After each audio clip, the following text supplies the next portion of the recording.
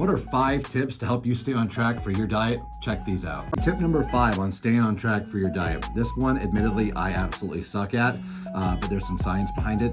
It is eat slower. And I know that sounds kind of like, duh. I scarf my food down. I'm notorious for it.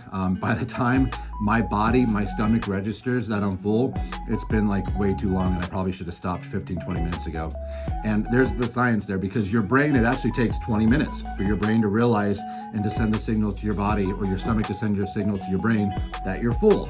So if you eat slower and you maybe pause, maybe rest a couple minutes between bites, you'll actually get full quicker. Therefore, you won't eat as much. Again, easier said than done because I scarf my food down like a maniac, but it does help and there is science there.